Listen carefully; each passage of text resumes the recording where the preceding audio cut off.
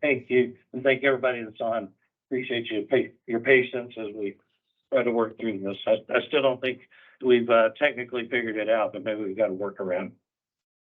Jim, have you confirmed that somebody said that everybody can hear me? Jake, can you confirm real quick?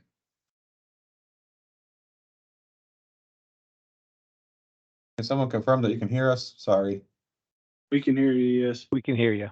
Perfect. No Okay. problem specifying support system. We're good, Okay. Rob. Awesome. All right, great. Well, let's get started then. First of all, introduce me. My name's Rod Holbrook. I've been with Mapa for 23 years. Mapa is a manufacturer of pipe supports and other appurtenances go on top of roofs, typically to hold rooftop piping, ductwork, any of your mechanical MEP systems, HVAC, refrigeration, process piping, things like that.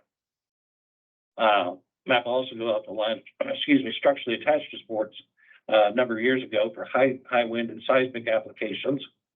And we were the original rooftop hydrant, the MPH 24, which gave engineers a way to bring water through a penetration in the roof that was better than what had been being done in the past, which was, typically it'd be a rooftop hydrant or a yard style hydrant, like maybe I'll use Woodford as an example since they're our owner now.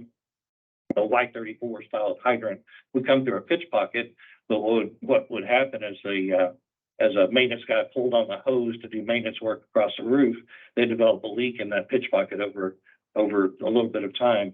And so engineers really didn't like that method. So sometimes you build an elaborate sheet metal doghouse to put a hose bib in and put a cover on it. And sometimes that worked okay, sometimes it didn't. It's just not consistent results. So and again, we started our rooftop hydrant line back in about 2002, and it seemed to be a great idea, caught on nationwide, all the way to the point that we got Woodford's attention and ended up eventually being purchased by Woodford. So we do another number of other penetrations that are similar to that, where you might need electrical or gas type penetrations as well. So that's kind of a little bit about me and where we started at.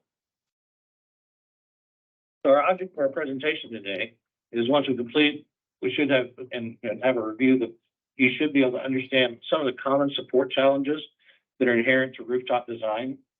Then we'll go over basic anatomy of commercial low slope roofs.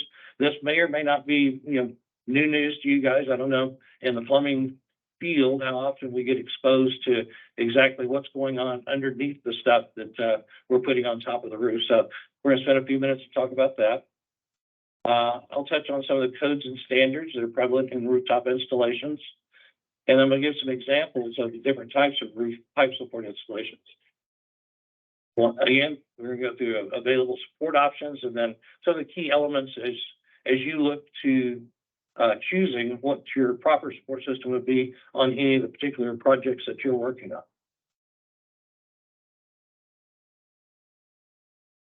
This slide lists a number of the, and there's far more than what I've got listed here, but a number of the common challenges that we have on top of the roof. Start with basically the utilities. When you got your rooftop equipment, you're always going to have electrical, water, gas, things of that nature running across the roof. And so you end up with a lot of different pipe sets, some running in common quarters, some perpendicular to each other. You never know how things are going to be exactly laid out and what you're going to be dealing with until you get deeply involved into the project. We also have a number of buildings that use hydronics, chilled water systems, things of that nature, adding much heavier loads to the rooftop. So we have to know how to size according to that. Many times you'll see rooftop duct systems, even where the actual ductwork for the building may be right on top of the roof. Refrigeration line sets are very common when you get into food processing or grocery stores or anything where they have a number of refrigeration needs. And then when you get into buildings like processing plants, say, I think we're working on a meat processing plant right now, and in your neighborhood that has a ton of process piping on top of there as well, which can carry any number of things from glycol, alcohols, different chemicals, even the food components themselves. We also do equipment platforms and maintenance walkways and crossover systems. A lot of times these are needed so that the network of piping and things that you find on top of the roof needs to be have the ability to get over it, around it, under it, without trafficking on the roof itself. As we begin to talk about the roof membrane here in just a moment, you'll see why these types of systems are important. Then, of course, the most recent, but not too recent thing that's been thrown on us is seismic and high wind concerns. In many areas, you end up with certain buildings, particularly buildings that you consider essential services, that have to have seismic design on them, no matter what location of the country you're in. So we'll touch a little bit on that. And Mapa has been exposed to all of this. And when we get into like the seismic and high wind, we're not going to spend a lot of time on it. But if you're running into those kind of issues, we can consult with you and work with our engineers to help with designs that meet seismic loading. But first, we'll talk a little about the roof. The roof is one of the most significant features of the building envelope, and its critical purpose is to protect the construction investment. I put that in blue just to remind myself to bring that up on this slide. But what it really comes down to is when we're designing on top of the roof, the decisions that are made up there affect almost everybody in the project. Generally, many times you'll have not only your roofing people involved with what's going on up there, but your mechanical, electrical, and plumbing trades, HVAC people, refrigeration. That pretty much impacts everybody on the construction project, maybe except for the drywall guy. But most importantly, what it comes down to is the owner impact. So what happens to the roof after we all get done with the job and walk away and the building owner has possession? How's that roof going to perform for you? Hopefully, with the roofs that they're dealing with nowadays, they're looking for anywhere from a 30 to 50-year lifespan for those roofs. So the equipment, the piping systems, and everything on there ultimately affect how the roof warranty is taken care of as well.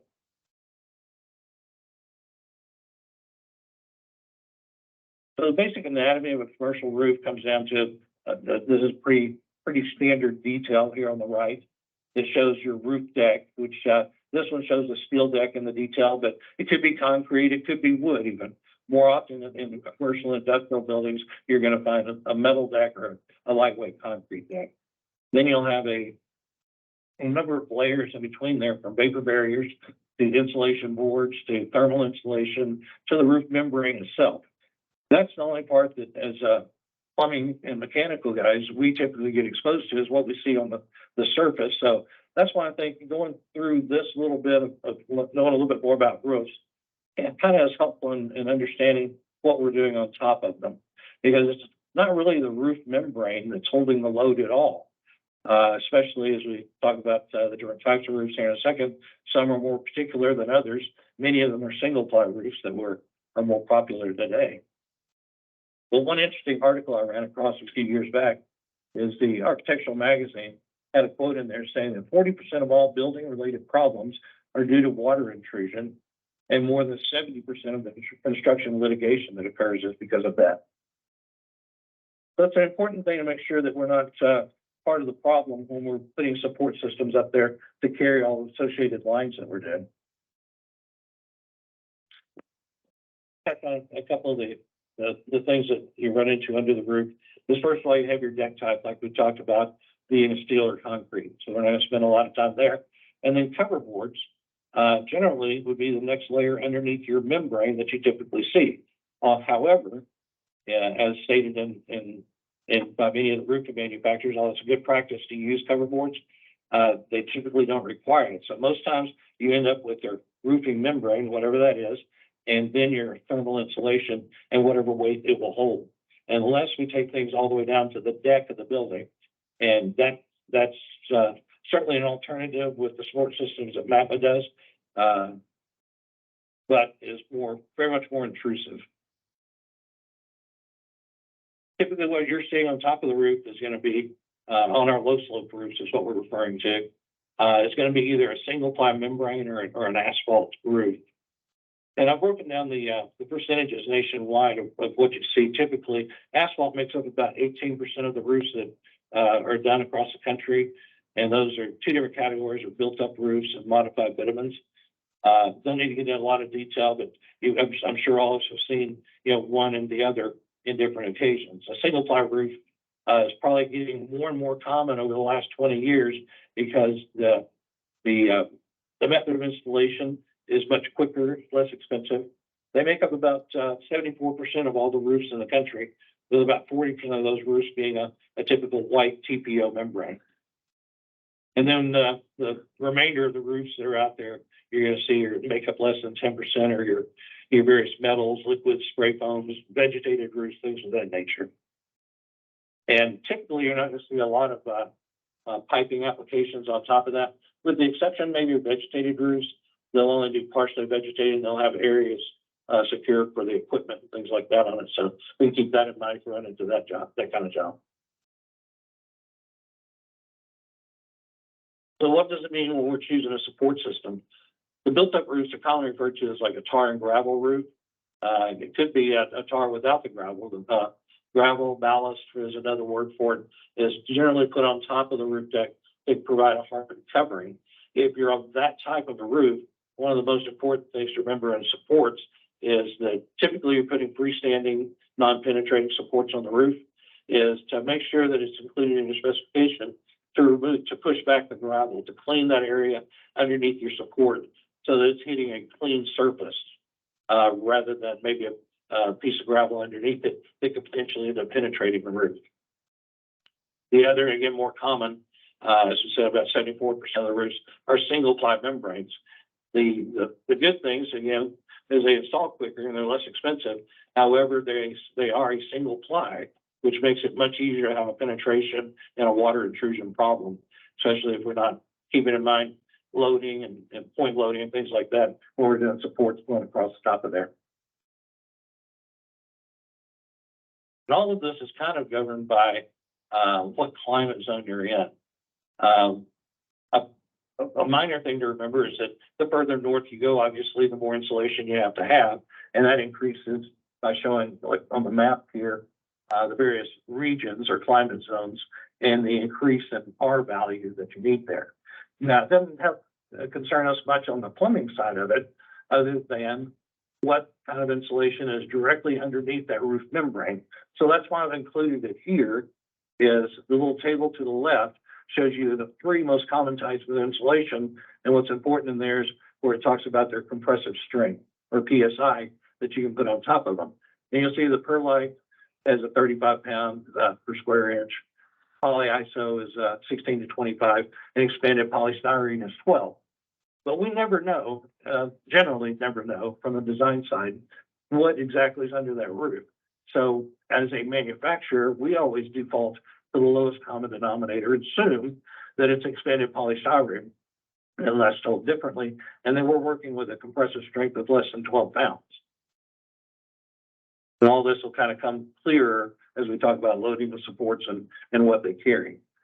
But the key point on the roofing side of this presentation is that the insulation really is our weakest point, because if we overcompress that, you're going to compress your roof membrane. Eventually, you're going to have too much point loading and could end up in a tear or penetration there, which then will allow water intrusion and the failure of the piping system.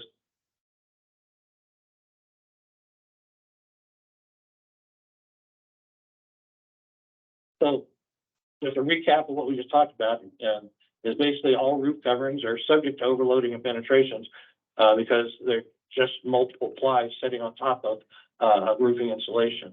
If we're talking about very heavy loads or something with high winds or seismic zones, then many times you as a plumbing and mechanical electrical engineers will need to refer back to your structural and roofing designers for loading and spacing of anything that goes up there. Again, our good rule of thumb that we use is that 12 psi. So when we make our recommendations, and if you look in the Mapa catalog and our tables that we provide for the design engineers, when you put a Mapa support on top of the roof, you're generally putting no more than 3 psi to the roof surface. So that's based on the footprint of the support that you're putting down and the typical spacing that they're going to be found in, which is governed by ASME and a couple of other regulatory agencies. But just to give a short example here, say a 4-inch gas pipe weighs about 108 pounds per 10 foot. A support base that we would put under there would have 50 square inches.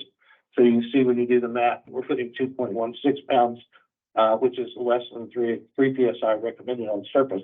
What we're trying to do is allow for things that might happen in the future as well, or a safety factor, because many times the building, when it's built, you'll have one design of piping on the roof, but 3 or 4 years later, they may come back and add something. And many times contractors will just add to the supports that are there. Not a good practice, but it does happen. So we try to allow for a 3-time safety factor when we're doing loading.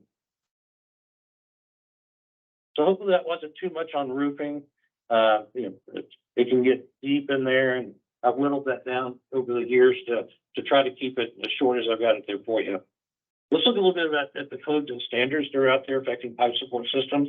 And one of the primary things that changed a few years back, it's about 2003, I believe, is the first time that the International Code Council, or the International Fuel Gas Code itself, actually addressed pipe supports for gas piping on top of the roof. Up until then, and historically, you guys have probably seen wood blocks all over the place, and they're still pretty prevalent across the country. We're going to get a little bit deeper into to that here shortly, but going back to the code, I've taken the key elements out of here and put them on slides for you. But the key points on each of these slides, highlighted in blue, is really that 4049 says that you need to be elevated not less than 3 inches above the roof surface. I believe, this is just my personal opinion, that probably comes from the measurement of a 4x4 block, which is really just 3.5 inches by 3.5 inches nowadays, but I could be wrong. The other thing is that the piping should be securely supported and located where it would be protected from physical damage. The next key point in the IFGC code is that the support should help to prevent or damp out excessive vibration if you have that in your piping. And then the last is really that it needs to have any support that's used should conform to the MSS ASPE 58 standards, and it should not interfere with free expansion contraction of the piping. So that's your thermal expansion, which occurs with all of your piping on the roof. And the longer the run, you guys probably know the formulas way better than I do, but the bigger your pipe, the longer the run, the more expansion contraction you're going to have in there. So many times you're going to see expansion loops, but you also need to allow for that movement on the support itself. If the pipe is attached to a fixed support and clamped down to it, then when the pipe moves, support's going to move, unless it's allowed to roll freely in there or sway or hang from that support. So we don't want to drag our supports around with us on the roof. So keep that in mind as you're thinking of thermal expansion on your piping.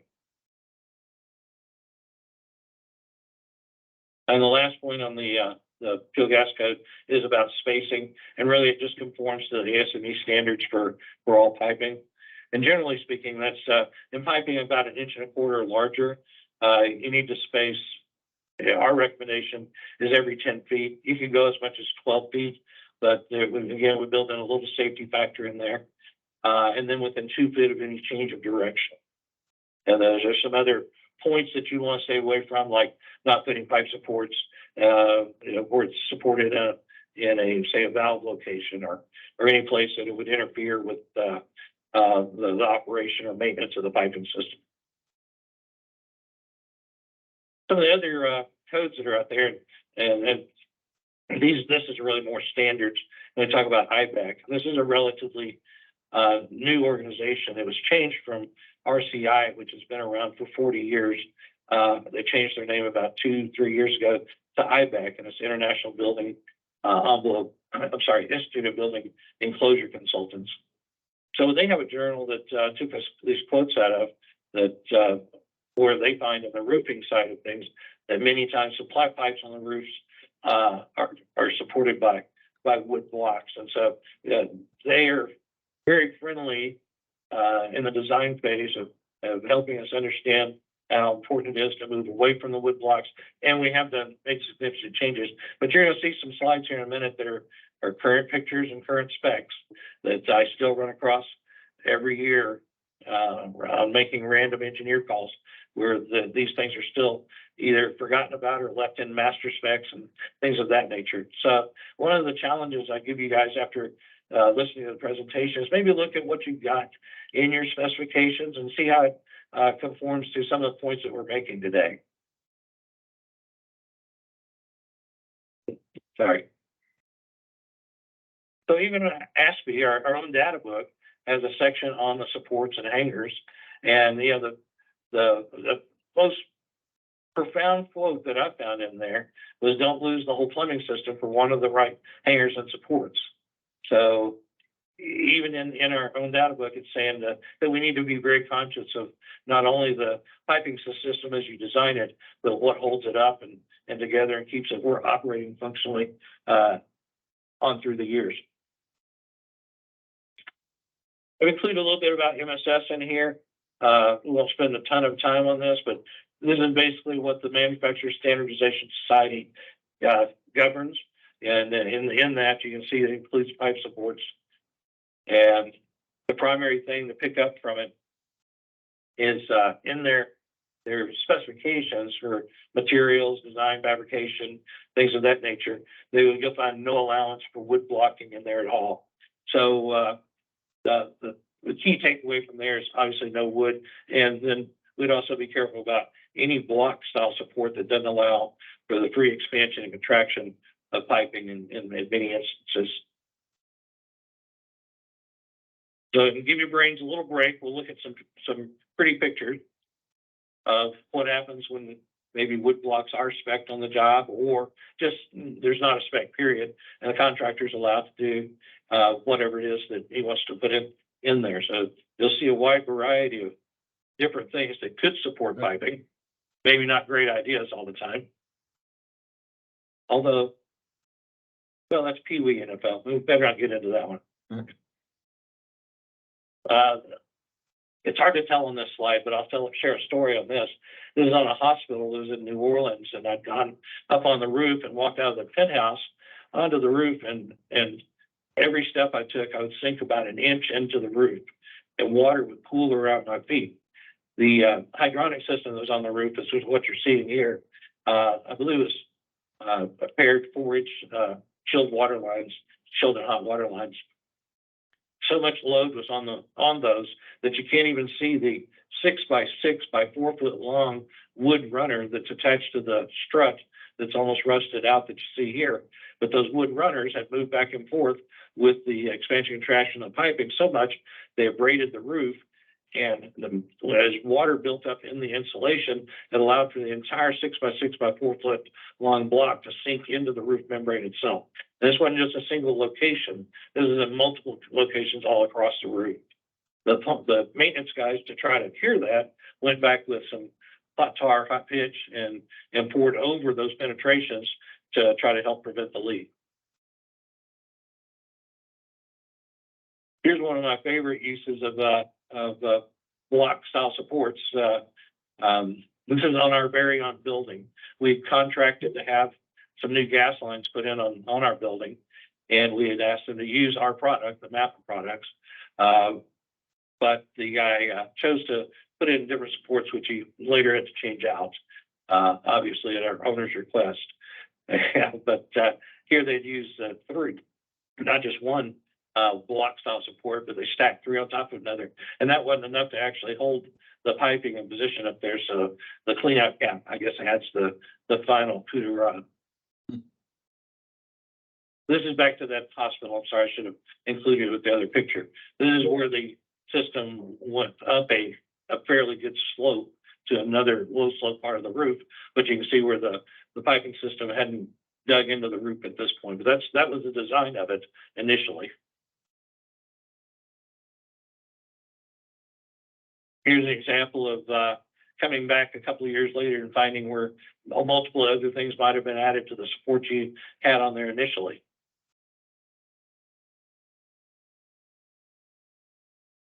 So everything looks pretty good on this. The only thing that jumps out at me is underneath these very expensive levered, basically they're clean room air conditioning systems. If you ever had to put one of those in, they're very high dollar air handling units for clean room applications. But the owner had spent quite a bit of money on those to have it supported by these 4x4 blocks. And if you see the first line set there on the right coming down, the contractor was very ingenuitive by making his own strut style support with a wood block, some all thread rod, some pipe couplers, and some green strut for typically used on interior applications. So we know how long that's going to hold up on the roof. Again, not the best design for that building owner, and what the length of time that they're going to have. This was on a college in Fort Worth, Texas, the Wesleyan Law Center. And the reason I was up there is you can see in the background a number of larger trapeze style supports carrying the hydronic lines. Much cleaner installation than what the levers ended up with there. And one of my oldest pictures of when many times I've confronted with contractors that'll tell me, well, I just need some kind of block, instead of a wood block. It doesn't have to be adjustable because we don't have adjustability on the roof. You just put it down on a block and we let it run. Well, this particular picture of me actually gives me an opportunity to show them where the adjustability is probably needed, since he had to have 2 blocks and some folded up cardboard to hold it at the right height. And then, of course, is the old Red Bull gives you wings to support the condensate line going over to the code compliant roof drain. Here's another example of block style supports that snow loading impacted these. This was a Kohl's department store in Anchorage, Alaska, that they contacted the company about how to handle the movement of the piping. This particular store actually caught on fire because as the snow moved around on the roof or drifted, it would carry the supports and the line set with it, and it actually tore the gas piping loose from the air handling unit. And then when it sparked to turn on, lit the roof on fire. So enough of the bad pictures. Here's a few good pictures. Some nice clean lines, using, in this case, it's roller supports for a large gas truck piping. And then off of that, you can see the smaller line sets that branch out to the various units going across the roof. And you'll see that kind of as the theme on these. Just a much cleaner installation, and obviously one that can be maintained easier, doesn't provide interference on the roof, or if there's snow or leaves or anything that normally would clutter up and cause problems up on the roof. There's a picture of the other side of those trapeze supports from the Wesleyan Law Center, showing again, a much better, more organized installation there. We'll flip through a few of these. Oh, sorry, duplicate picture. There's one that shows our roof hydrant kind of in the center to the right there a little bit, where it's coming up through a penetration to provide water for maintaining the air handling units up there, washing out coils and that sort of thing. Another version of that type of installation. This photo also shows a second line set going across the bottom there. That's your condensate line, and that's a single post support that's allowing for gravity flow over to the roof drain. And we'll touch on that a little bit later when we're looking at available supports to choose from. Here's one of our entry-level supports. It's our one of the newest things we've done to provide a good, durable block support in the field. This is an A strut. It's an extruded aluminum strut that we manufacture extruded at 10 feet lengths, and then the contractor can actually cut it to what length he needs. So it's a good alternative when you're looking at light-duty line sets like these refrigeration lines, where they have multiple line sets feeding there.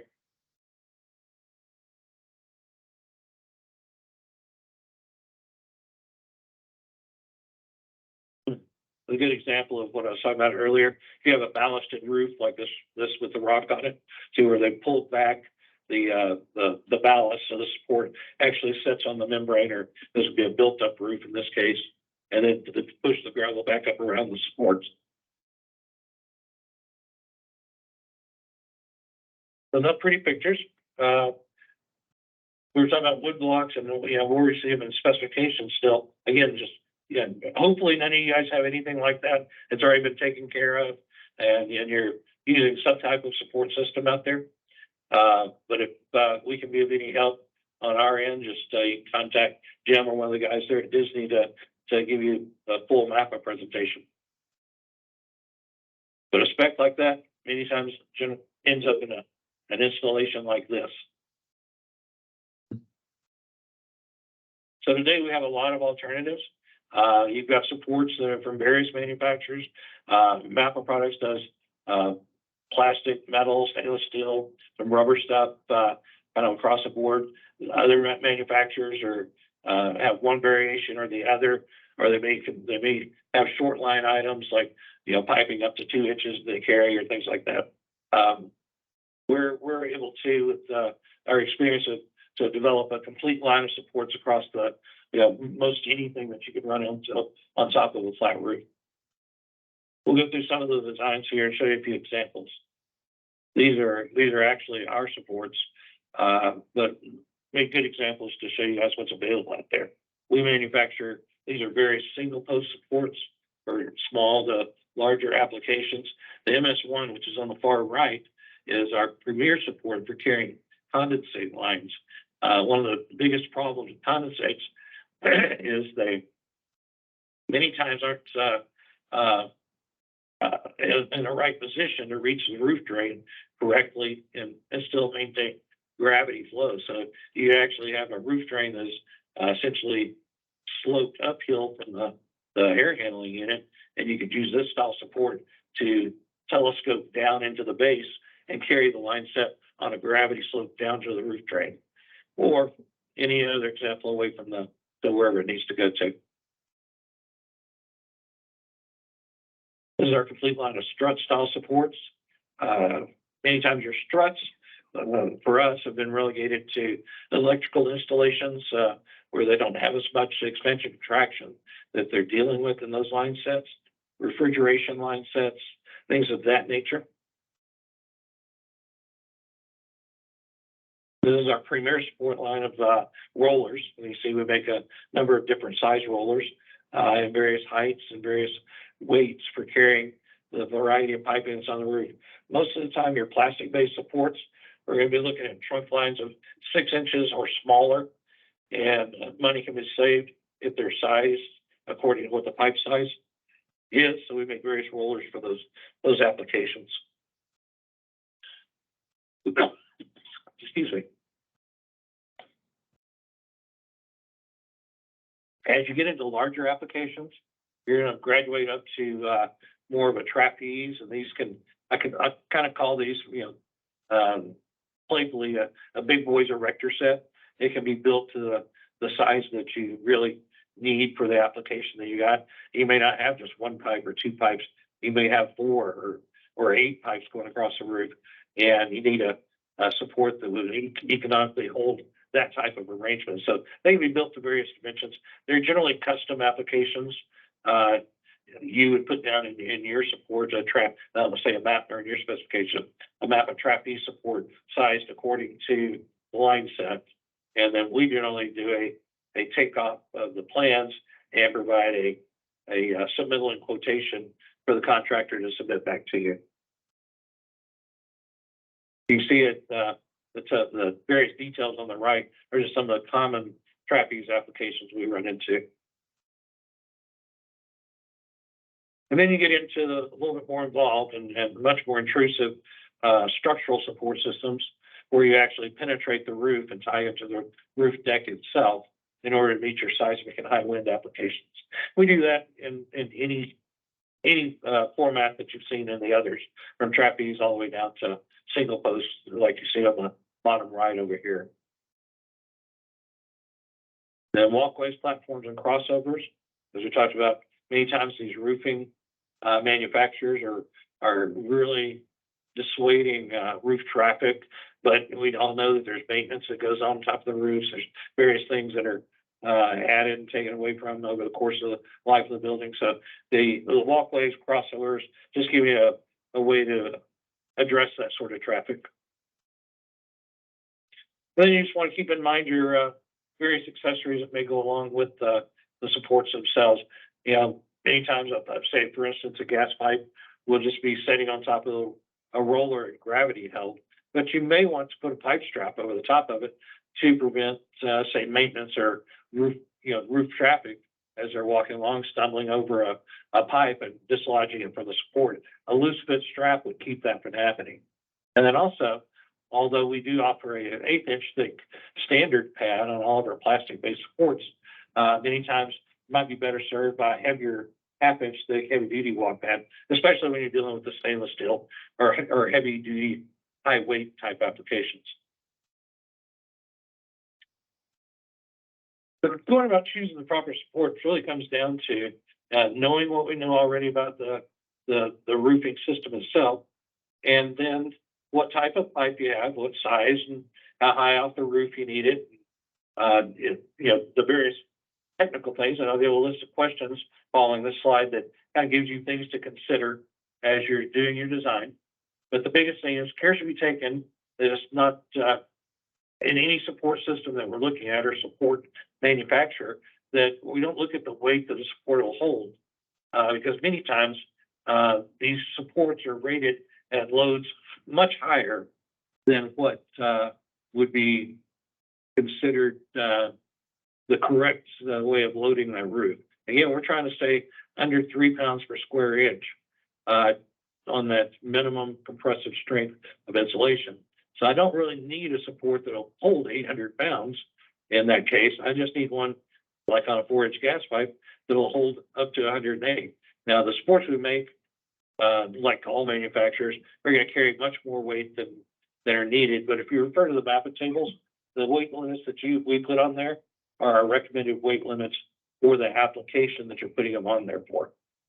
If you ended up using supports in something like a crawl space or maintenance tunnel, we could be consulted with what its overall weight could hold on there. And again, it's far greater.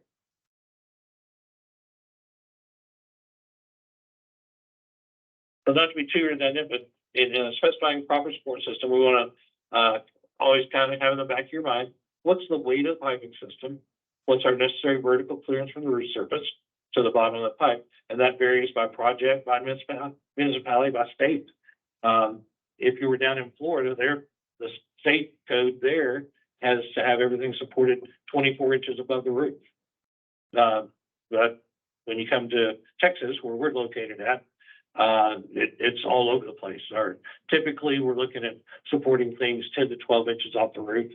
But again, the International Fuel Gas Code only says you have to go 3. So kind of keep all the ramifications in mind as you're deciding what that support's going to be. So make sure that your support allows for movement and helps to damp out vibration from vibrating solid equipment. Allows for expansion contraction. Need to think about what's being supported. Is it steel, copper, PVC, conduit, duct, equipment? As each support generally has a specific purpose that it's designed for, although it can be used across different dimensions. And then what is being carried in that system? That goes back to your weight. The gas pipe is going to weigh much less than a water pipe. And then what are the dimensions that we're loading? Equipment pipe size, duct size. If it's piping, is it insulated? If we're hanging it and it's a 4-inch pipe, you're not going to use 4-inch clevis hangers. In Texas, we use about 1 inch of insulation on chilled water pipes. So a 4-inch pipe would really be a 6-inch hanger. You guys probably use 1.5 inches, maybe even 2 inches up where you're at.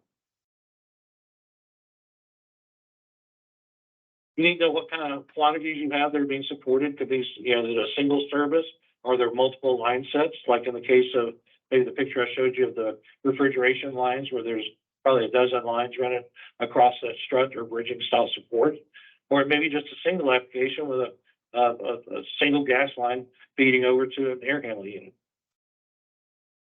You know, what type of support do you need in those? Will a single post hold it? Although it doesn't allow for the expansion contraction, or does that need to go to a roller, or is strut more appropriate? So you've got all these different supports you can choose from there. And then what do you want it made of?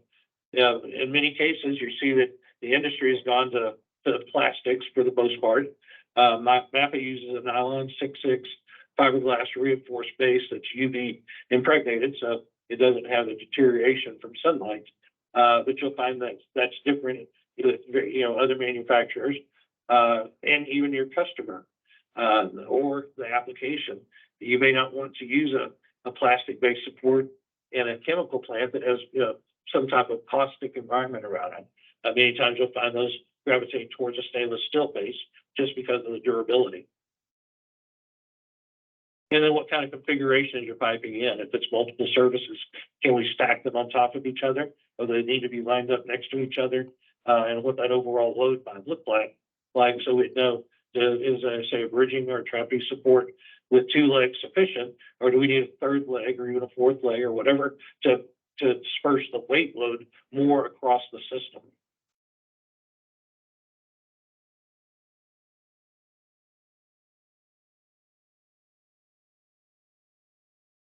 So this slide kind of shows you a little bit about everything we just talked about. Where you put the example of a roller support holding a gas pipe there on top of the roof membrane, and what the compressor forces that you'd be looking at in that.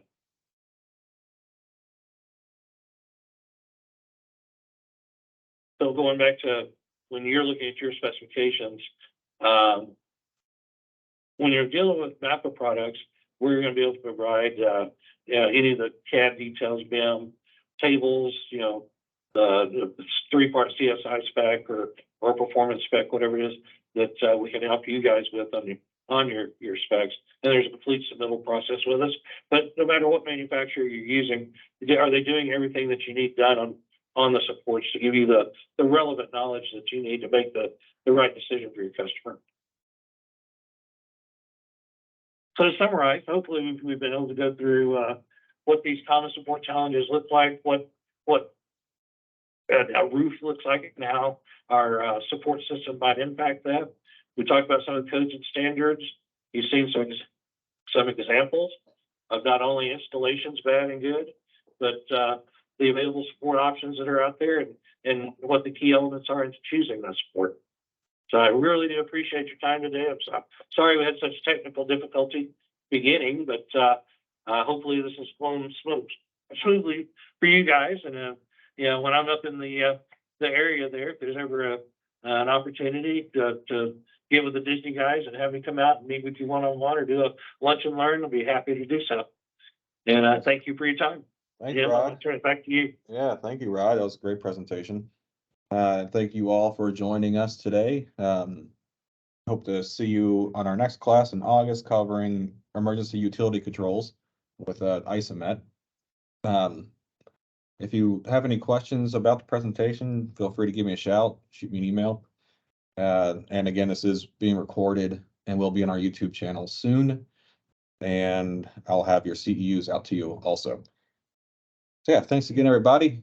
I'll see you next time. Thanks, Rod. Thank you, Jim. See Thanks, y'all. y'all. Bye. Thanks, guys.